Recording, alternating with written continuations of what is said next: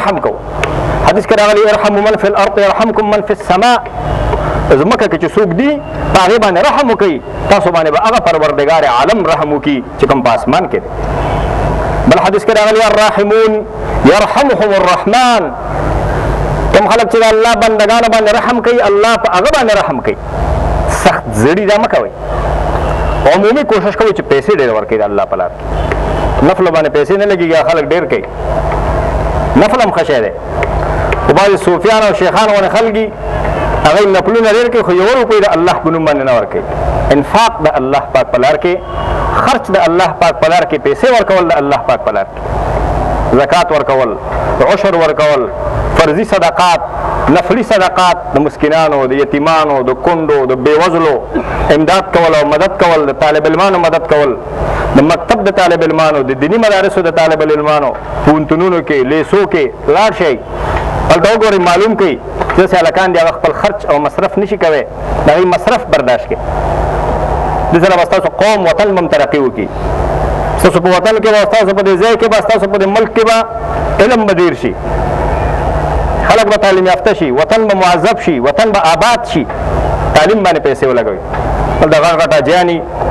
تجاران دیګونه باندې کي خیرات کوي چې حاجي صاحب خیرات کړی دې نه څه نه جوړېږي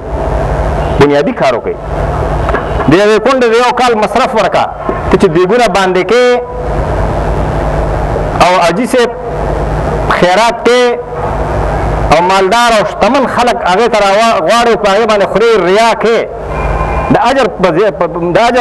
ځای باندې الله پاک د هغې عذاب درته درکوي د یو کونډې مصرف ورکړه د یو یتیم مصرف ورکړه د یو مسکین کور کفالت وکړه موږ پیسې لګو خو بې ځای ځای کې لګو موږ پیسې لګو په رواجونو او رسمونو باندې لګو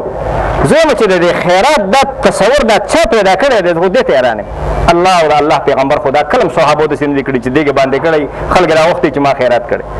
کله ته ډېر علما ناست د ضرورت په وخت کې ډوډۍ ورکول خیرات دی یو سړی وږی دی ډوډۍ ورته راوباسه یو سړی لاروی دی مسکین دی وږی دی ډوډۍ ورته راوباسه خو داسې خیرات کول خو ماته معلوم نه دي په قرآن او په حدیث کې داسې خیرات ماته نه دی معلوم چې 10 20 30 دیګه پاخه کوه ټول کله یو ټوله دنیا راوغواړه چې راځئ ما خیرات کړی دی خیرات به وي زه به چې خیرات نه دی خو دا خیرات شریعت کې داسې نشته شریعت کې دا دی د یتیم مدد وکړه د مسکین مدد وکړه د کونډې مدد وکړه د غریبانو مدد وکړه د طالب علمانو مدد وکړه سا وباسه یو ځای کې لاره جوړه کړه مسافرخانه جوړه کړه مسجد جوړ کړه مدرسه جوړه کړه مکتب جوړ کړه شفاخانه جوړه کړه پیسې په ځای باندې ولګوه د هغې نه بیا غریب خلک به فایده اخلي غریب خلک به ترې کومک اخلي د هغې په ځای باندې په خپل کلي کې یو کلینیک کولاو کړه ډاکټر راوله کښېنه ورته وایي چې ستا ماشم په ما دوام په ما خلکو ته د سردرد او پښې درد دوا ورکوه دا د خیر کارونه دي دا د نیکۍ کارونه دي پیسې په رواجونو باندې په رسمونو باندې درېیمه څلوېښتي د کال خیرات دا هېڅ شی نه دی ما انزل الله بها من سلطان الله دې باندې څه دلیل نازل کړی نه دی دا پیسې یتیمانو مسکینانو ته ورکړي دا پیسې پټې ورکړئ دا پیسې په صحیح ځای کې خپل استعمال کوي د الله د بندګانو د حقوقو خیال وساتئ د همدغه حدیث په یو روایت الفاظو کې راغلي من کان فی حاجت اخیه کان الله فی حاجته چې سړی په دې کوشش کې شو چې د بل مسلمان عجب پوره کړم نو الله رب العالمین به د ده عجب پوره کړي دې ځای کې د تعلیم یافته خلکو لویه مجمع ناسته ده د علماو او د پوهنتون د متعلمینو تاسو خپل په دې وطن کې خپل په دې ځای کې د رسمونو او د رواجونو په ضد باندې جهاد وکړئ رسمونه او رواجونه ختم کړئ ورکې کړئ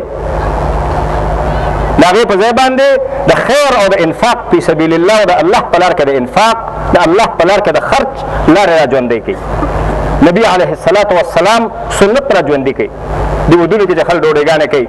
او دنیا راغاړي او په دې هوټلونو کې ډوډۍ کوي د دې په شریعت کې هېڅ اهمیت نشته نبي علیه الصلاة والسلام فرمایلي بئس الطعام طعام الولیوه یدعى لها الاغنیاء ويترك الفقراء بل حدیث کې راغلي بئس الطعام طعام الولیمه يدعى لها من يأباها ويترك من يأتيها بده ډوډۍ د ولیمې ډوډۍ ده هغه خلک ورته راغوښتی شي چې څوک ورته نه راځي هغه خلک نه پرېږدي چې څوک راغلي هغه نه پرېږدي مسکینان راغلي ذات ته مې نه یې غوښتی او دا بل حدیث دی چې بئس الطعام طعام الولیمه یدعا لها الاغنیاء ویترک الفقراء بده ډوډۍ د ولیمې ډوډۍ ده مالدار او شتمن خلک راغوښتی شي ورته ویترک الفقراء او فقرا ترک کېدی شي فقرا نه راغواړي ساده ولیمه په شریعت کې دا ده چې ډوډۍ دې راوړه د ډوډۍ نه سبا بل سبا یا دریم سبا پورې نږدې نږدې خلک لږ غوندې راغونډ کا او لږ غوندې شی پوخ کا او د هغې تشکر وکړه بس او نور څونه پیسې چې دي هغه وساته هغه د انفاق وکړه د الله په لار کې هغه د الله په لار کې خرچ کړه کله پیسې چې په رسمونو ولګېږي په رواجونو باندې ولګېږي بې ځایه ولګېږي نو هغه خلک کې بیا دا زړه پاتې نه شي چې هغه د الله پاک په لار کې انفاق وکړي هغه پیسې انفاق کوي تاسو د جوماتونو حالت ته وګورئ تاسو په جوماتونو کې اوبه نشته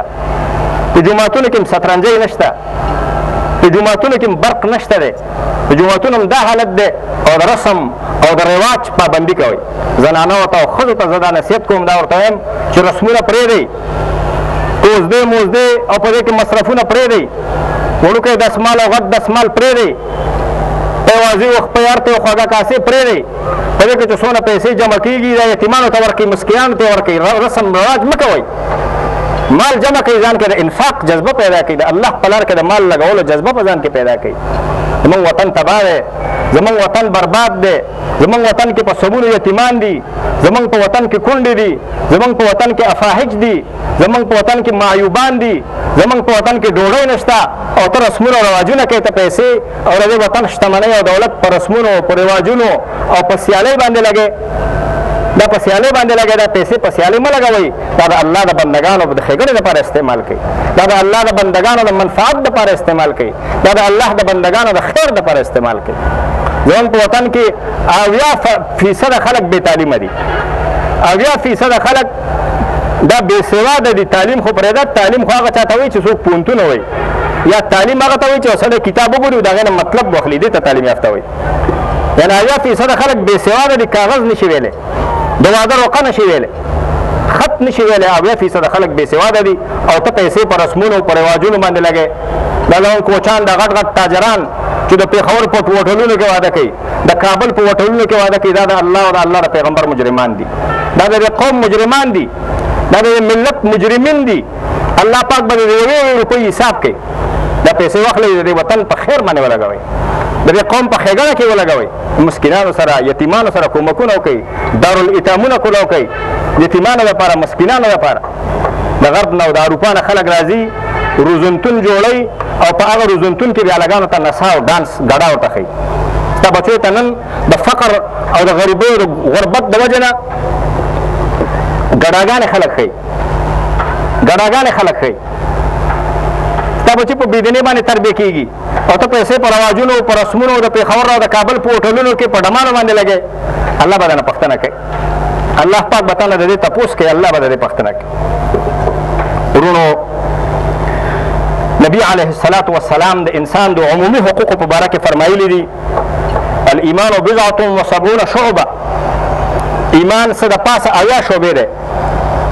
اعلاه قول لا اله الا الله د ایمان اوچته حصه دا ده چې لا اله الا الله وادناها اماطة الاذى عن الطریق او د ایمان په شعبو کې یوه شعبه دام ده چې د لارې نه خراب شی لرې کړي د لارې نه مضر شی لرې کړي خپل وطن پاکول سړکونه پاکول کوڅې پاکول خپل وطن ښایسته کول او پاکول دا د ایمان غوښتنه ده نبی علیه الصلاة والسلام فرمایلي الطهور شطر الایمان پاکوالی د ایمان یوه حصه ده النظافة من الایمان نظافت د ایمان یوه حصه ده خپل وطن وګورې ټول ډیران دی ټول ډیران دی دا موږ خپل هم پاکوی شو خپل کلي موږ خپل هم پاکوی شو خپل ډیرانونه موږ خپل هم پاکوی شو خپل ګن موږ خپل هم پاکوی شو خو څوک لاس نه کوي دا خلکو ته عبادت او نیکي نه ښکاري نیکي او عبادت خلکو محسوس کړی دی په دې کې چې اودس وکړه او 2 رکعته نفل وکړه او چې مړی